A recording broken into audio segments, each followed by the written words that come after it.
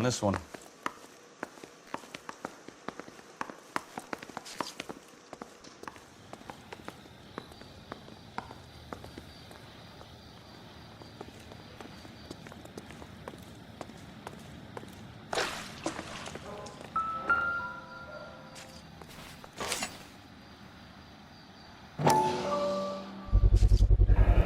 Knife covered in blood. Could be a steak knife. This is a hit-and-run case, Phelps. Anyone could have thrown away a kitchen knife.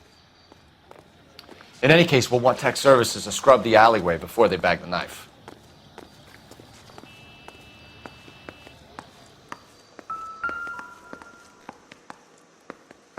Sorry, pal, that's all I got. Even bartenders run out of gossip.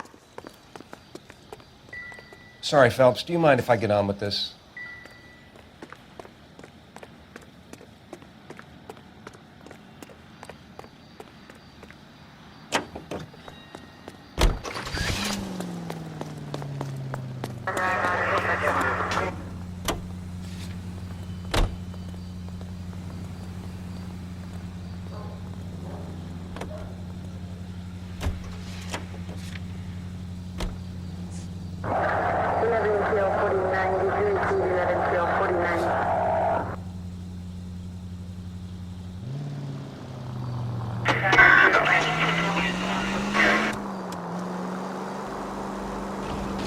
It's a lucky break getting a partial ID. These cases are usually dead in the water after 24 hours if no one comes forward. Why don't they just... Oh, I knew I should have driven.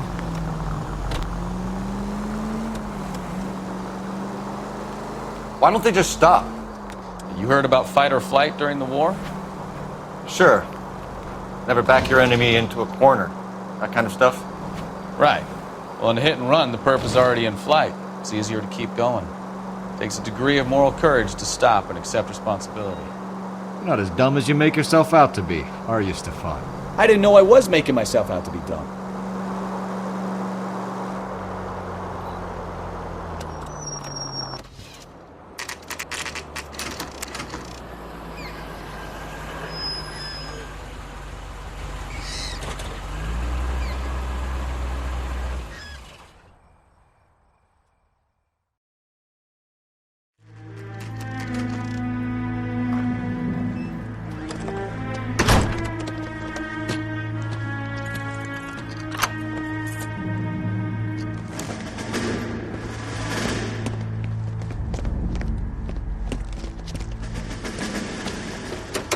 That's the son of the bitch right there.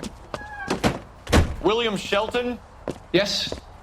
It doesn't look good, Shelton. You packing your bags and making a run for it? You know why we're here. Yes. The accident.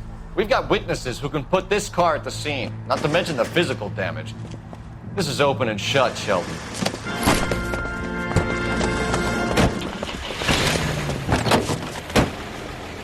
That coward thinks he can run from everything.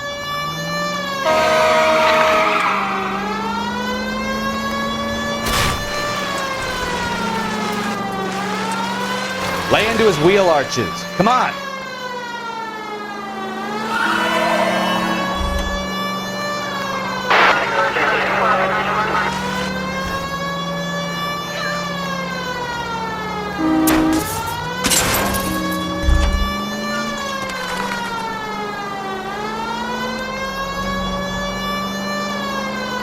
Enough games, Phelps. Take this guy out. No wonder he killed someone, driving like this. Don't let that asshole get away!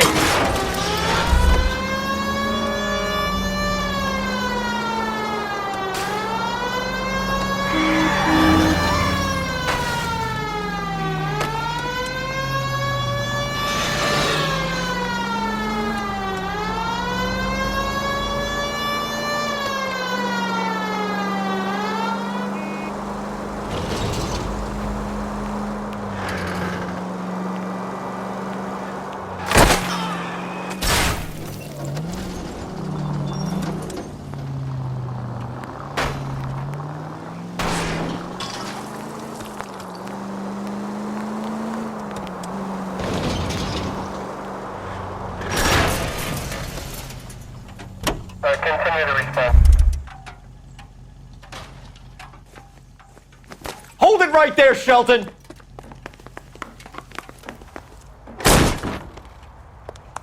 A cop from the news. All right, I give up. How does a vehicular manslaughter rap sound, Shelton? I hit him. I admit it. I just panicked, but it wasn't my fault. What do you mean? The guy jumped right out in front of me. He came out of nowhere. There's nothing I could do about it. Why didn't you stop? I've had accidents before. That's it. We're done here.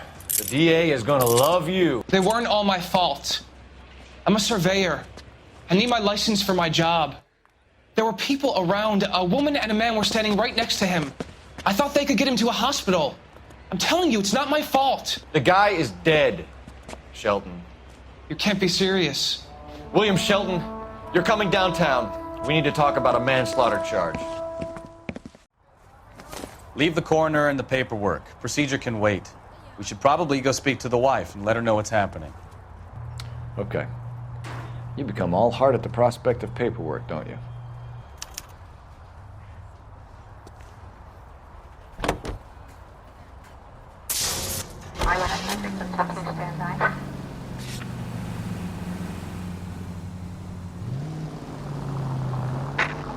Any unit able to handle citizen reports at 211 in progress. 437 East 8th Street. Unit to handle code 3. Identify.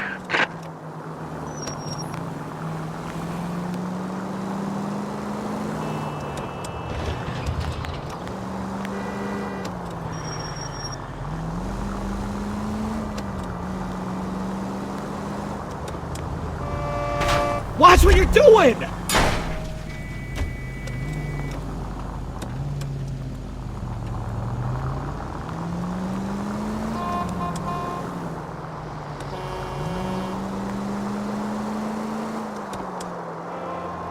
Officer needs help, 103 and East.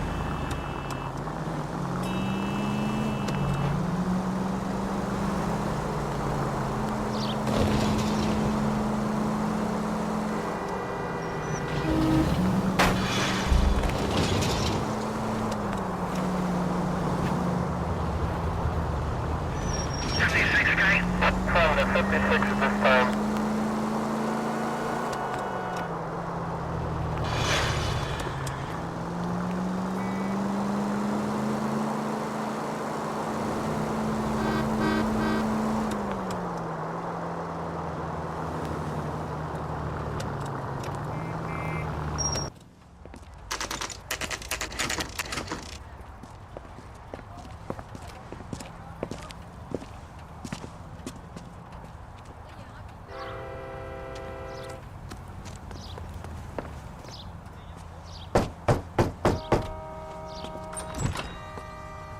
Yes?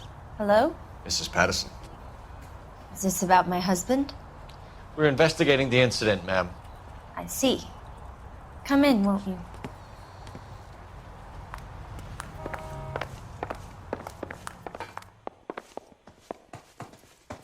Can you tell me what happened?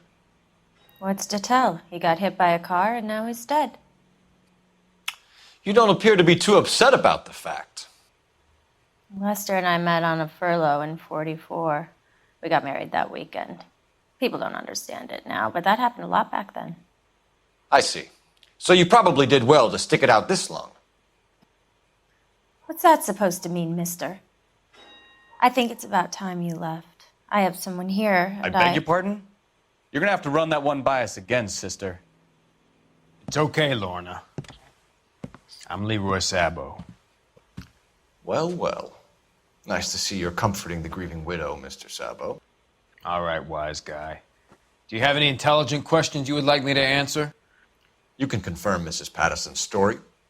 Lester lost at cards. He was kind of hard to control when he lost his temper. He turned without looking and walked right out in front of the car. It wasn't good. What's your relationship with Mrs. Patterson, Mr. Sabo? We're friends. Good friends. You expect me to believe that? Look, I was filing for divorce. Mental cruelty. Lester could be a mean son of a bitch. And Lester knew about that? No, I hadn't told him. Well, hasn't this worked out well for the two of you? I feel almost bad for busting in on this little rendezvous. How did the car come to hit Lester? He walked straight into the path of an oncoming car.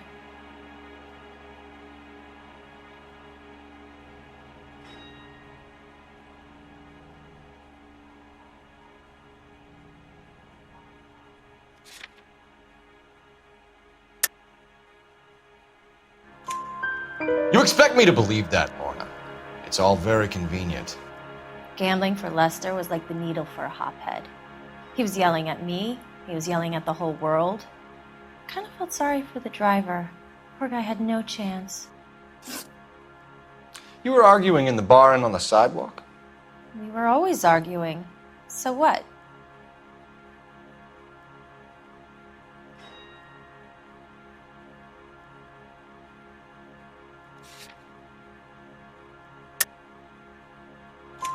Admit it, you were baiting him, pushing his buttons. We can easily get the full story from the regulars in the bar. All right. Lester was playing cards out back. He lost, of course, and wanted back in. He suggested I earn the money on my back to get a mistake. That was the proposition he was putting to his so-called buddies.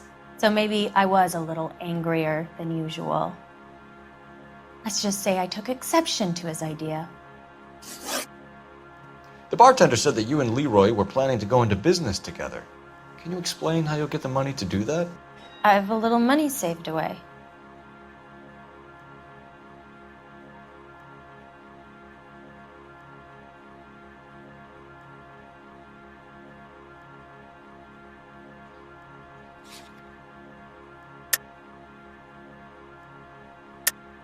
You're being economical with the truth, Lorna. You want to back that up, little man?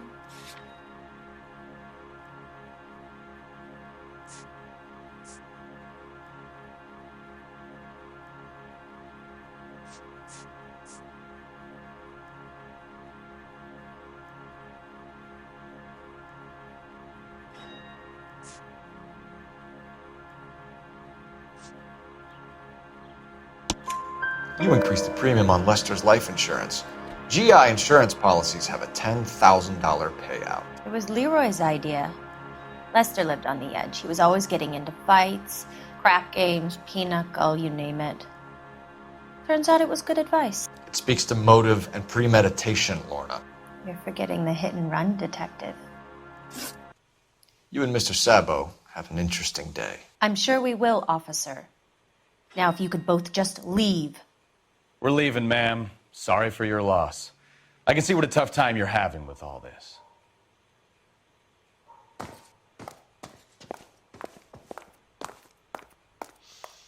You know, I don't really feel like talking to you right now.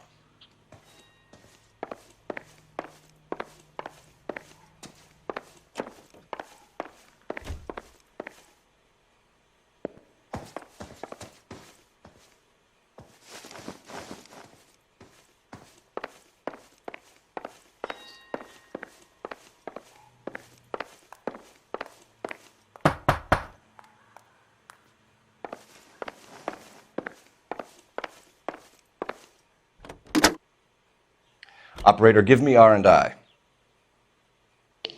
Putting you through now. Phelps, 1247. How could I help, Detective? Are there any messages for me? Just one detective from the coroner. Message reads, Phelps, see me at Central Morgue immediately. Results of the Pattison autopsy. Thanks.